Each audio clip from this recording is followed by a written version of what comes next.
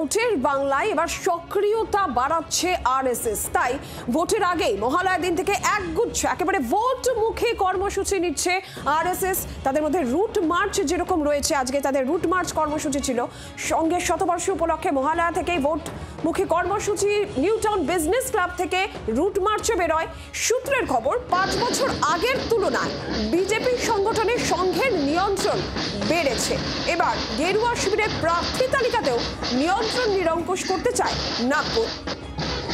কাঁথির সভা থেকে স্বয়ংসেবকদের উপর পুষ্পবৃষ্টির আহ্বান জানিয়েছিলেন শুভেন্দু অধিকারী, রাজ্যের বিরোধী দলনেতা। কি বলেছিলেন তিনি, শোনাবো।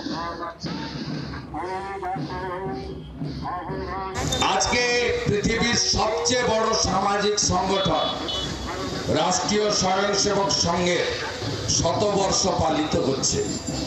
গোটা ভারতবর্ষে স্বয়ংসেবক এবং শুভানুধ্যায়ীরা একত্রীকরণ হচ্ছে।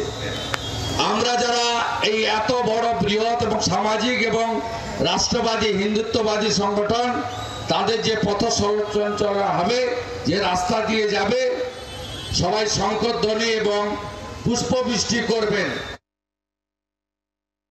সংঘ ওইভাবে কাজ করে, নির্বাচন দেখে কাজ করে না। কারণ এই যে সংঘের শতবর্ষ, সেটা গোটা দেশে পালিত হচ্ছে, গোটা দেশের রুট মার্চ হচ্ছে। তো গোটা দেশে তো ভোট নেই, শুধু বাংলায় ভোট আছে, বা বাংলা সহ আরো 3টি রাজ্যে আছে। বাকি রাজ্যগুলোতে ভোট নেই, উত্তরপ্রদেশে এই মুহূর্তে ভোট নেই, উড়িষ্যাতে এই মুহূর্তে ভোট নেই, কিন্তু এই কার্যক্রম হচ্ছে। আরএসএস বাংলা দখল করতে চায়, কিন্তু ওরা ব্রিটিশের হাত থেকে ভারতকে দখল মুক্ত করতে চায়। ওই জন্য আরএসএস এর হাতে কোনো স্বাধীনতা সংগ্রামী নেই যারা ব্রিটিশের বিরুদ্ধে লড়াই করেছিল। আর বাংলার সেই ঐতিহ্য রয়েছে, গৌরব রয়েছে। আরএসএস কোনো স্বাধীনতা সংগ্রামীকে জন্ম দেয়নি। দ্বিতীয়ত, আরএসএস এর এই উদ্যোগ প্রমাণ করলো যে এ রাজ্যে বিজেপির রাজ্য নেতৃত্ব কতটা অযোগ্য এবং অপদার্থ। এখন জানি না ওদের অন্তর্দলীয় কোন্দল আছে কিনা।